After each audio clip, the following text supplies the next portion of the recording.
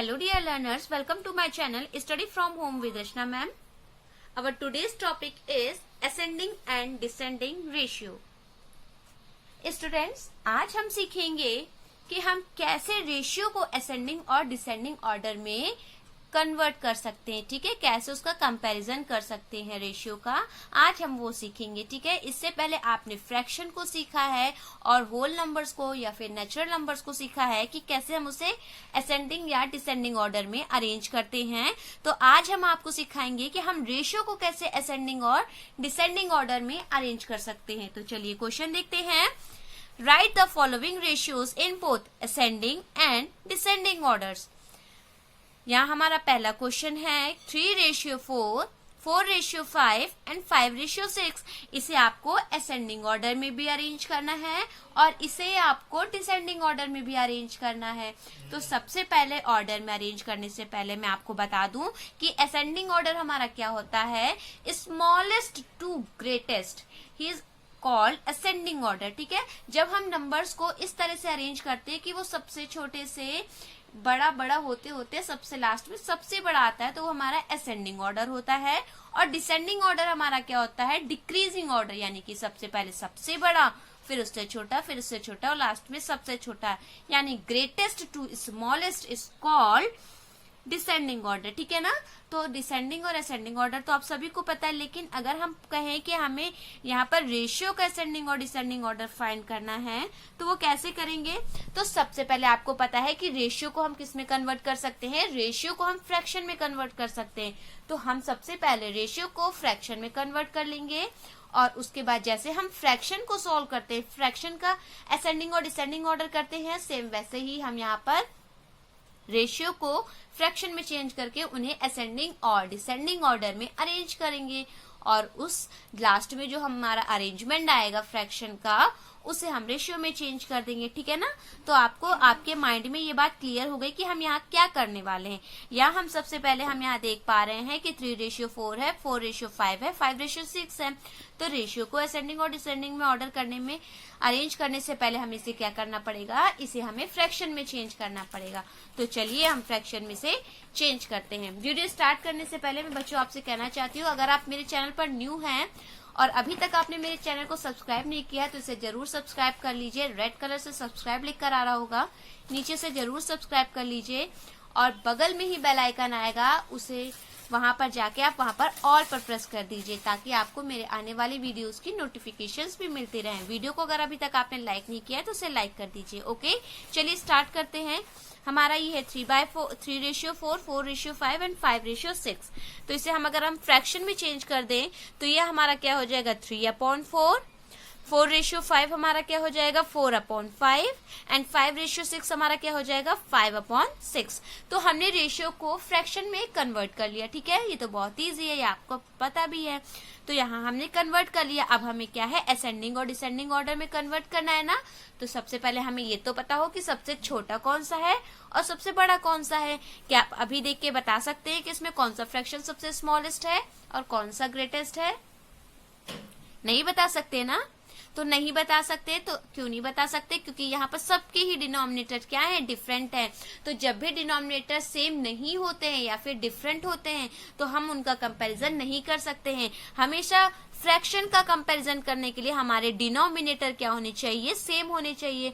और denominator same करने के लिए हम क्या करते हैं, डिनोमिनेटर सेम करने के लिए हम एलसीएम लेते हैं।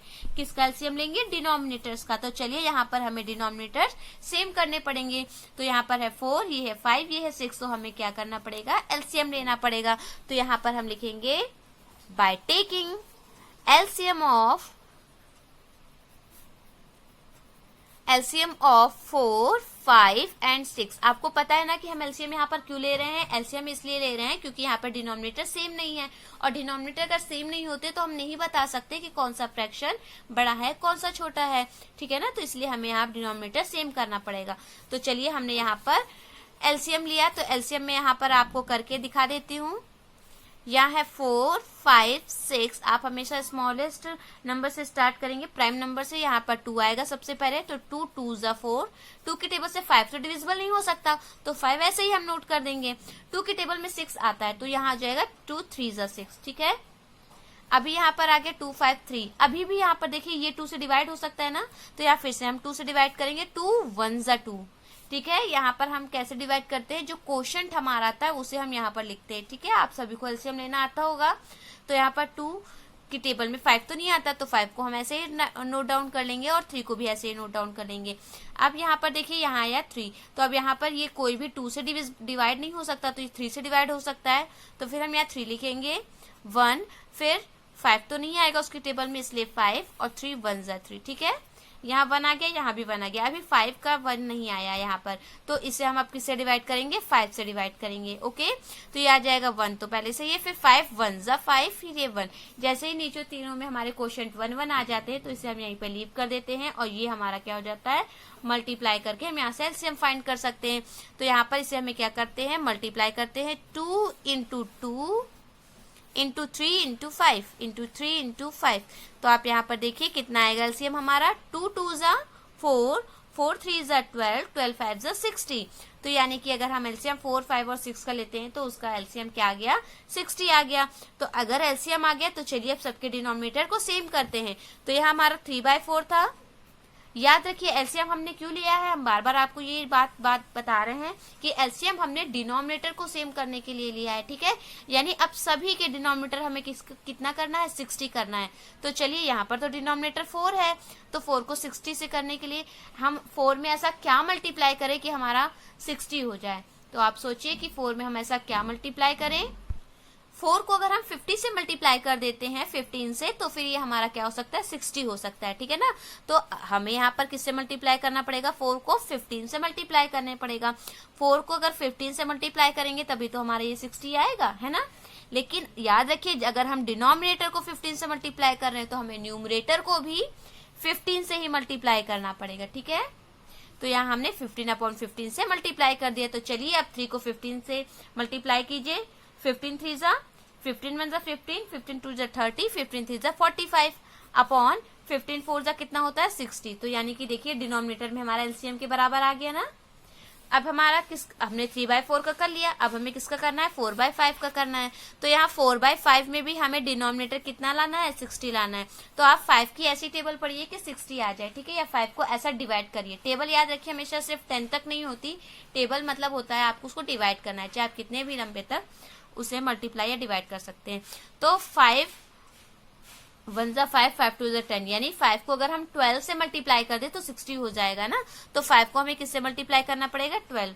जैसे कि कई बच्चे हैं उन्हें नहीं समझ में आता है कि मैम को कैसे पता चला कि यहाँ पर 12 से मल्टीप्लाई करना है। मैं समझ सकती हूँ आप सभी अभी छोटे हैं, यहाँ पर आपको कैसे पता चला कि 15 से मल्टीप्लाई करना है। तो आप ये कर सकते हैं, जैसे 4 है तो आपने सोचा कि 4 को किससे मल्टीप्लाई करें कि 60 आ जाए, तो आप यहाँ साइड में करके देख सकते हैं। ठीक है, यहाँ डिवाइड कर लीजिए। 4 को हमने जब डिवाइड किया 60 से तो यहाँ आ जाएगा 4 1 जा 4, यहाँ हमारा 2 बचा, ये आएगा 0। तो यहाँ देखिए 4 5 जा 20, यानी हमारा कितना आया, 15 आया ना। तो इसीलिए मैं समझ गई कि हमें किससे मल्टीप्लाई करना पड़ेगा, 15। उसी तरह से सेम 4/5 है। तो आप सोच रहे होंगे कि 5 को कैसे मैम को पता चला कि 12 से मल्टीप्लाई करना है ना। तो फिर से आप डिवाइड कर लीजिए 5 को 60 से। तो आप डिवाइड जब करोगे 5 से 60 को, तो 5 1 जा क्या आ जाएगा, 5 आ जाएगा, 1 रिमाइंडर आएगा, ये 0 आ जाएगा। तो 5 2 जा 10 हो जाएगा, यानी 12 आ जाएगा। आप डिवाइड करके देख सकते हैं। ठीक है, तो ये 4/5 को हमने किससे मल्टीप्लाई किया, 12/12 से करेंगे। तो 12 को 4 से मल्टीप्लाई कीजिए, 12 4 जा 48 और 12 5 जा 60। तो ये हमारा कितना हो गया, 48/60। आप देख सकते हैं 3/4 को हमने डिनोमिनेटर 60 कर दिया और 4/5 का भी डिनोमिनेटर क्या हो गया, 60 हो गया। अब थर्ड हमारा कौन सा है, थर्ड हमारा है 5/6, इसे हमें 60 करना है। तो यहाँ हमने लिखा 5/6। अब आप मुझे बताइए कि 6 को हम किससे मल्टीप्लाई करें कि 60 आ जाए। 6 को हम 10 से मल्टीप्लाई करें, तो यानी 6 को हमें किससे मल्टीप्लाई करना होगा, 10 से। तो अगर न्यूमरेटर 10 से डिनोमिनेटर अगर 10 से मल्टीप्लाई करेंगे तो न्यूमरेटर भी करना पड़ेगा। तो 5 इंटू 10, 5 10 जा 50 अपॉन 6 10 जा 60। तो आप यहाँ देख रहे हैं कि तीनों के ही डिनोमिनेटर हमने क्या कर लिए हैं, सेम कर लिए हैं। आपको पता है ना 3/4 लिखे और चाहे 45/60, बात हमारा क्या है, एक ही है। 4/5 आप लिखिए चाहे 48/60, बात एक ही है, क्योंकि ये क्या है, इक्विवेलेंट फ्रैक्शंस है। तो यहाँ पर देखिए हमने सबके डिनोमिनेटर क्या कर लिए हैं, सेम कर लिए हैं। तो अगर सबके डिनोमिनेटर सेम कर लिए तो अगर आप इसे असेंडिंग ऑर्डर में अरेंज करिए पहले, तो असेंडिंग ऑर्डर में जब हम अरेंज करेंगे तो क्या आएगा, चलिए मैं आपको लिखकर दिखाती हूँ। तो यहाँ पर सबसे छोटा, अगर हम असेंडिंग ऑर्डर की बात करते हैं तो स्मॉलेस्ट टू ग्रेटेस्ट लेते हैं, तो आप बताइए 45/60 छोटा है या 48 या फिर 50/60। तो सबसे छोटा हमारा क्या हो गया, 45/60 है ना। तो 45 के बाद क्या होगा, 48, और सबसे बड़ा हमारा क्या हो जाएगा, 50/60। तो यही हम यहाँ पर लिख लेते हैं। यहाँ पर देखिए हमने लिख लिया है, सबसे छोटा हमारा 45/60 था, उससे बड़ा हमारा क्या हुआ 48/60, एंड लास्ट हमारा सबसे बड़ा क्या हो गया 50/60। लेकिन ये तो हमारा फ्रैक्शन था और हमें फ्रैक्शन को नहीं, हमें रेशियो को असेंडिंग ऑर्डर में बताना था। तो आप यहाँ पर क्या लिखेंगे, ratio in ascending order, ratio in ascending order, यानी इस बार हम रेशियो को बताएंगे। तो आपको पता है रेशियो कैसे बनेगा, फ्रैक्शन को हम किस में चेंज कर देंगे, रेशियो में। 45/60 को हम क्या लिख सकते हैं, 45/60। सबसे स्मॉलेस्ट हुआ, इससे ग्रेटर कौन सा हो जाएगा, 48/60, एंड सबसे ग्रेटेस्ट कौन सा हो जाएगा, 50/60। तो सबसे ग्रेटेस्ट रेशियो कौन सा हो गया, 50/60। ठीक है।